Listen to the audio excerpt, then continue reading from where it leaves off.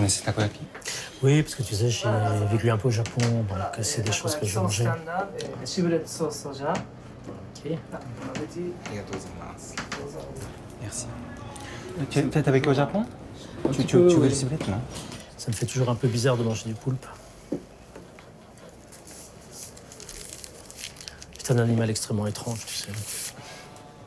C'est vrai. Itadakimasu. Itadakimasu. C'est chaud, ça laisse chaud. Donc toi, tu travailles sur le pulpe, c'est ça, actuellement? Je travaille un petit peu sur les rapports homme-animal, sur ce que signifie l'animal pour l'humain. Et le poulpe est un animal particulièrement intéressant. C'est un animal qui est un peu excentré par rapport à tout ce qu'on peut imaginer dans l'animalité.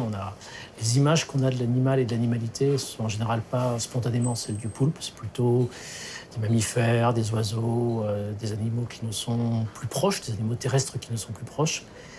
Et je pense que le poulpe peut être particulièrement intéressant à penser pour quelqu'un qui s'intéresse à la philosophie.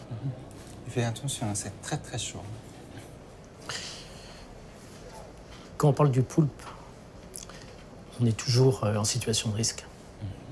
Et c'est une des choses qui est intéressante avec le poulpe.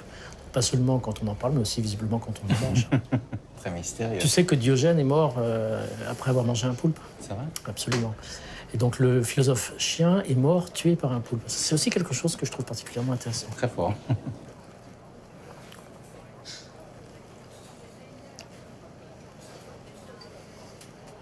Alors, tu travailles depuis longtemps dans un seul pulpe ou tu travailles...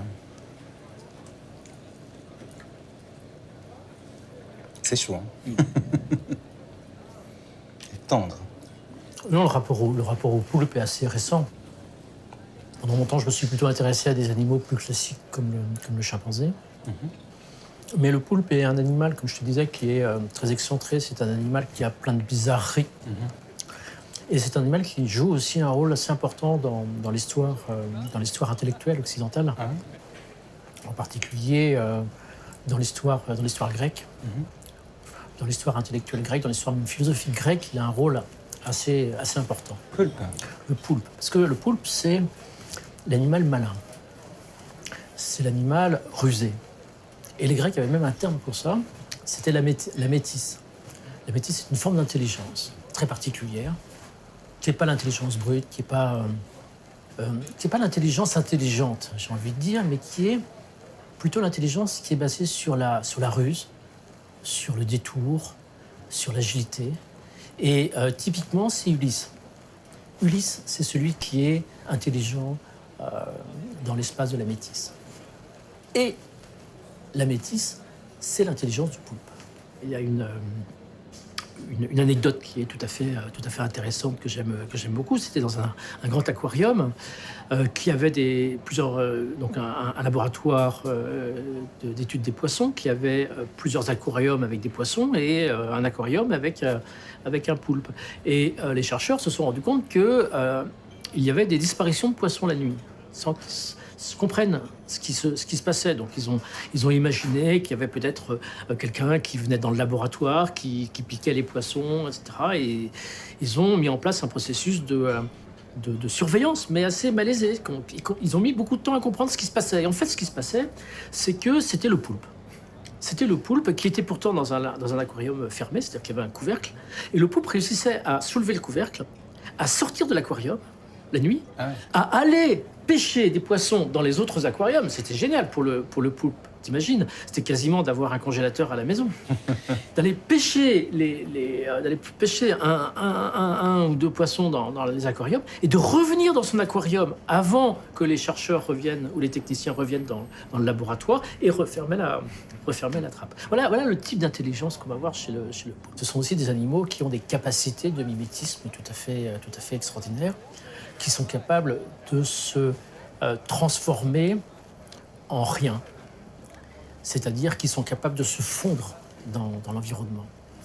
Il y a une vidéo tout à fait incroyable qui est possible de voir sur YouTube dans laquelle on voit un fond marin avec un petit poisson qui passe. On ne comprend pas très bien, on ne voit pas non plus très bien l'intérêt.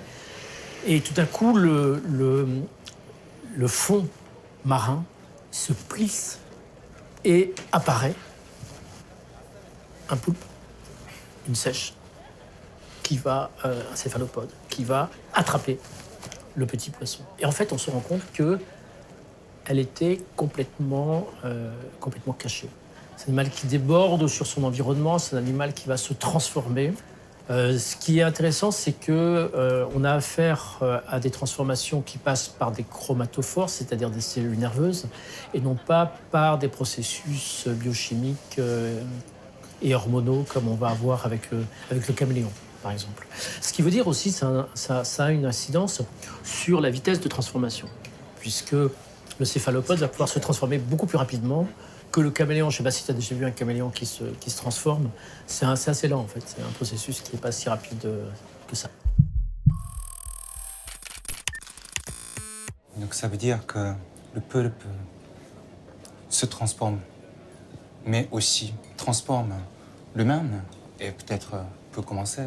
Alors je pense que le poulpe je pense que oui. a transformé toi, ta façon de penser, ta façon de penser le... Alors moi je dirais oui, et ça montre aussi une caractéristique du type de philosophie que j'essaie de développer, qui est une philosophie qu'on pourrait appeler une philosophie de terrain, c'est-à-dire une philosophie dans laquelle le philosophe ne se contente pas de lire et d'écrire, ne se contente pas de commenter les idées de ses collègues morts ou vivants, aucune morbidité là-dedans, ne se contente pas de synthétiser des idées qu'il a ou qu'il n'a pas, mais se met en danger dans le monde, c'est-à-dire s'expose dans le monde. Et le fait de s'exposer à d'autres types de conscience, à d'autres existences, est une façon pour le philosophe de s'interroger sur ce qu'est le monde. C'est-à-dire que dans le cas du poulpe, la question n'est pas simplement de savoir comment le poulpe fonctionne. Ça, c'est une question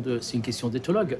La question qui intéresse le philosophe, c'est aussi celle de savoir, mais ce type de rapport que le poulpe a avec son environnement, est-ce que c'est pas une caractéristique du vivant? Est-ce que le fait d'être vivant, c'est pas, par exemple, d'être toujours dans un rapport de ruse avec le monde, dans un rapport de ruse avec les autres, et peut-être, pourquoi pas, dans un rapport de ruse avec soi? Et une fois qu'on est sur cette piste, de se poser la question de savoir en quoi l'humain est dans cet espace du vivant, ou sort de cet espace du vivant, ou transforme cet espace du vivant, à partir de cette question de la malignité, à partir de cette question de la ruse. Et là, on est dans une perspective qui est quand même assez différente de celle qui est habituellement suivie. On va essayer de lister les caractéristiques humaines, les caractéristiques animales, et on va mettre en avant les caractéristiques humaines que l'on ne retrouve pas chez les autres animaux et qu'on va appeler propres de l'homme. Toi, tu discutes ça, je sais pas, avec ton ami, avec ton collègue, tout le monde est d'accord, Tout le monde est d'accord, la réponse est non. La plupart des gens sont plutôt pas d'accord, je dirais. Il y a des endroits où ce type d'approche commence à se faire entendre. Je peux donner deux exemples, par exemple, récents au XXe siècle. Donc pas si récent que ça, puisque c'est le XXe siècle, mais quand même, qui est d'une part Paul Shepard, qui est un penseur américain, donc atypique, écologue, philosophe, mais à cheval entre des disciplines multiples, qui faisait de l'écologie humaine, ce qu'il appelait de l'écologie humaine, et qui avait cette idée que l'humain se constituait dans la texture de l'animalité. Et donc là, on comprend très bien que, et lui c'est un Américain, c'était un penseur américain qui allait qui tous les ans partait plusieurs semaines camper dans le désert américain, dans les montagnes, et donc il se mettait effectivement aussi, j'ai envie de dire en danger, mais en danger, ça veut dire qu'il déstabilise ses certitudes plus qu'autre chose. Il n'est pas forcément en danger de mort ou prêt à être blessé, etc. Donc il se mettait en danger de façon à pouvoir penser les questions qui lui semblaient importantes, en particulier les questions du rapport au vivant de l'humain et de ce que signifiait être humain. Donc ça, c'est un premier exemple. Un deuxième exemple, très sensiblement différent, mais qui va aussi dans ce sens, c'est celle de l'écoféministe Val Plumwood, qui est une philosophe australienne, enfin qui était, parce qu'elle est morte également, qui a fait un travail formidable de reconceptualisation de la philosophie pour pouvoir rendre compte des phénomènes naturels et de ces existences non humaines, en particulier en termes de raison, en particulier en termes de logique, considérant que tous ces outils, tous ces modes de raisonnement qu'on a mobilisés depuis l'Antiquité grecque, puisqu'elle fait référence explicitement à Platon et à Aristote, nous empêchent en fait de pouvoir avoir accès aux existences des autres, c'est-à-dire des non-humains.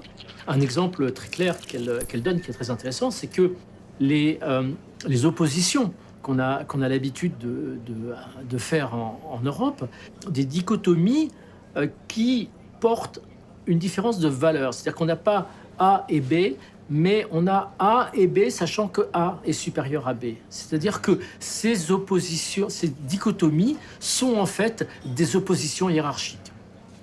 Et à partir tout un travail qu'elle fait sur la raison, à partir de la raison grecque, elle montre que l'on a des outils qui ne sont pas du tout adaptés pour comprendre les existences des autres, et qu'il faut les changer pour pouvoir savoir, par exemple, ce qu'est un poulpe, par exemple, ce que signifie être un poulpe, et se mettre, elle aussi, en danger, c'est-à-dire, elle aussi, aller sur le terrain, elle aussi se confronter directement avec des non-humains.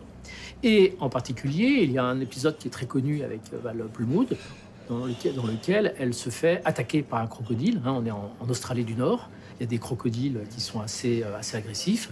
Elle est sur un canot. Elle se perd dans un entrelac de canaux, de petits lacs, etc.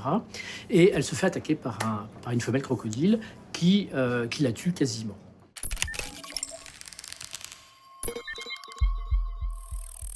Mais elle refuse de porter plainte contre ce crocodile. Refuse de porter plainte contre ce crocodile. Arigatou gozaimasu.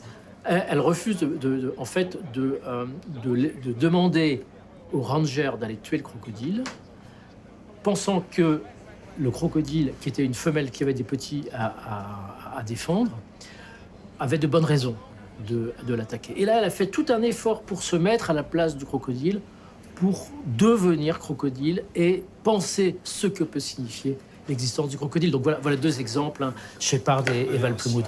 Donc tu connais le peinture de Hokusai, C'est le 1820 avec la femme marin et voilà, le voilà. Oui. Et parce que tu parlais tout à l'heure de mise en danger, ça fait penser le danger dont tu m'as parlé.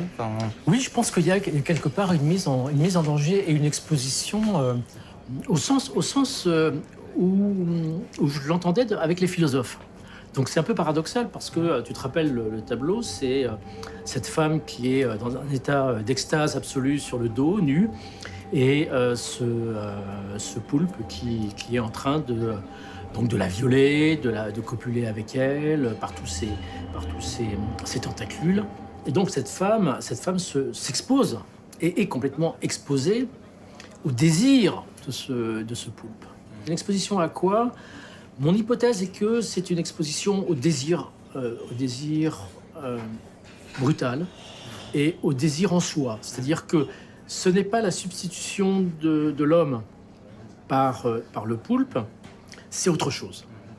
C'est autre chose, c'est un désir non médiatisé, c'est un désir violent, sauvage, profond. J'ai envie de dire un désir phylogénétique, c'est-à-dire que c'est pas uniquement un désir qui est un désir de la femme pour un homme, un désir érotique de la femme pour un homme, mais un désir érotique d'une femme homo sapiens pour d'autres espèces, ce qui fait qu'on arrive à quelque chose qui me semble peut-être très intéressant à approfondir, qui est la notion d'érotisme phylogénétique, c'est-à-dire d'érotisme qui va mettre en scène des espèces différentes.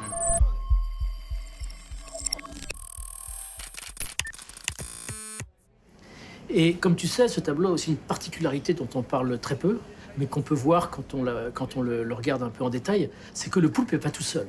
C'est qu'il y a un petit poulpe qui est près de la tête de la femme. Oui.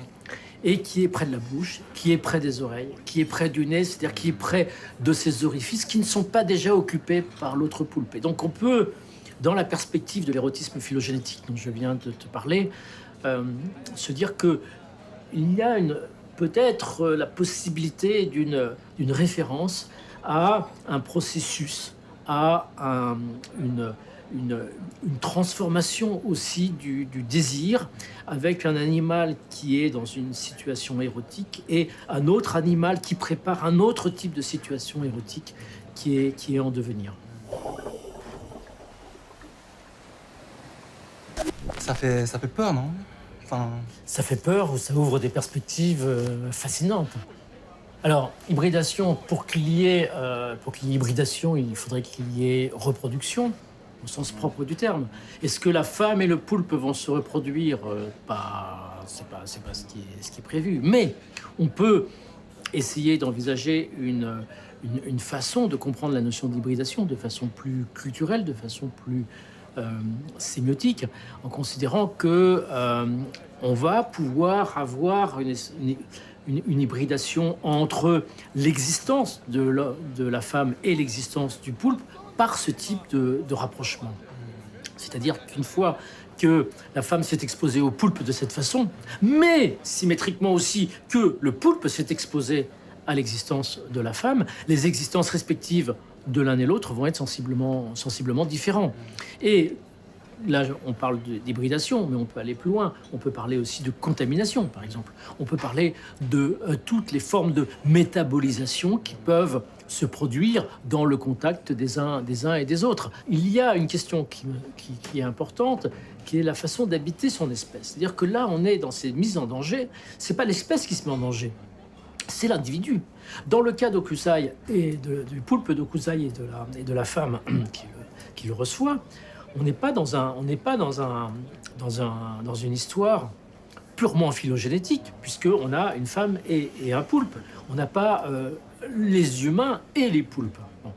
Mais à travers cette aventure individuelle, émerge une question qui me semble très intéressante et peu discutée, qui est celle de savoir ce que signifie faire partie d'une espèce. C'est-à-dire que pour un biologiste, tu fais partie de l'espèce si tu as les caractéristiques de l'espèce. Et la question de savoir, mais qu'est-ce que ça veut dire que de vivre l'espèce, d'habiter, ce que j'ai envie d'appeler habiter l'espèce.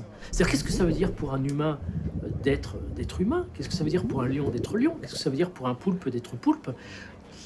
Ça, c'est une question qui est un peu oubliée, qui n'intéresse pas beaucoup les biologistes. Alors, on peut comprendre pourquoi ça ne les intéresse pas beaucoup, mais ça pourrait intéresser plus les philosophes, de se demander, mais ça veut dire quoi, finalement, de faire partie d'une espèce? C'est bizarre, cette expression, faire partie d'une espèce. De même qu'on fait partie d'une nation, ou qu'on fait partie d'une religion. C'est un peu bizarre, c'est un peu étrange. Et ça, c'est le premier point. Et le deuxième point, c'est que habiter une espèce, c'est aussi, et c'est là que le tableau d'Hokusai aussi devient fascinant, à penser dans cette perspective, habiter une espèce, c'est aussi être capable de se déborder sur des espèces des autres. Dans le tableau d'Hokusai, où on a cette rencontre érotique extrêmement violente, et même pornographique, extrêmement violente, entre la femme et le poulpe, on peut se demander si on ne voit pas quelque chose d'extrêmement intéressant qui serait, en fait, la capacité de la femme, par ce rapport sexuel, ce rapport érotique violent, la capacité de la femme à pouvoir habiter l'espèce poulpe et la capacité du poulpe à pouvoir habiter l'espèce humaine. Et je reviens au petit poulpe qu'on voyait sur le côté, où on peut se demander si n'est pas figuré de cette façon l'émergence d'une poulpitude qui émerge dans la femme. C'est-à-dire que ce ne serait pas un autre poulpe qui viendrait pour prendre possession de la femme. C'est un poulpe qui émerge de la femme, qui émerge de façon très métaphorique, de façon plutôt phylogénétique, de façon existentielle, de la copulation du poulpe et de la femme. Donc, l'humain devient poulpe. Alors, l'humain devient poulpe, mais ces transformations de l'humain en animal, on le voit, j'ai envie de dire, d'être un peu cynique. Dès lors qu'un humain se fait manger par un animal, il devient cet animal. De même que quand tu manges un animal, moi je mange ce poulpe par exemple, et ce poulpe est en train de devenir part de moi. je pense qu'une partie de ce que signifie manger de l'animal, c'est aussi ça. Mais devenir poulpe, on peut devenir animal d'autres façons, de multiples autres façons, premier point. Et deuxième point, se demander ce que ça signifie de devenir animal. Alors, on peut devenir animal de multiples façons. Alors, je pense qu'il y a toute une histoire de l'éthologie, toute une histoire de la chasse, et même toute une histoire de la chasse et de l'éthologie, c'est-à-dire une histoire conjointe de la chasse et de l'éthologie, qui pourrait se faire autour de l'idée que chasser un animal, qu'observer un animal, c'est se transformer dans l'animal. Et on a tous rencontré des éthologues qui devenaient un peu poulpes quand ils étudiaient les poulpes, qui devenaient un peu chimpanzés quand ils étudiaient les chimpanzés, qui devenaient un peu lions. C'est-à-dire qui avaient quelque chose du lion quand ils étudiaient les lions, quelque chose du chimpanzé quand ils étudiaient le chimpanzé, quelque chose de la girafe quand ils étudiaient la girafe, et qu'inversement, les animaux qui étaient observés par ces humains prenaient aussi quelque chose de l'humain. Et toi, tu disais que c'est très difficile, pour l'humain, de s'identifier au poulpe, puisque c'est dangereux, c'est mystérieux, voilà, tu disais ça. Et donc, comment faire, comment justement... Ta question est tout à fait juste, mais on n'est pas du tout dans la représentation, j'ai envie de dire, cognitive, c'est-à-dire que je me représente comment est le poulpe et ensuite je modifie mon comportement pour être comme le poulpe.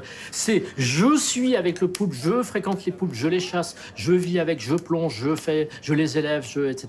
Mais je partage ma vie avec les poulpes et je me poulpitise ou je m'empoulpe, c'est-à-dire que je me transforme en poulpe, mais de façon très inconsciente. C'est-à-dire que ton éthologue qui va étudier qui va étudier un animal ou ton chasseur qui va chasser un animal, il va devenir cet animal de façon plus ou moins consciente. Il ne va pas dire, bon, voilà, cet animal, il fait ça, ça et ça, donc moi, je vais faire ça et ça. Il y a un véritable processus de transformation. Et du coup, la question qu'on peut se poser, et c'est la question une question qui m'intéresse beaucoup en ce moment, c'est ce que j'ai envie d'appeler la question du zoofuturisme, c'est-à-dire la question philosophique centrale de ce que signifie se transformer en animal. Et l'idée que j'essaie de développer, je vais voir où ça mène, c'est l'idée selon laquelle, en fait, le futur de l'humain, c'est l'animal.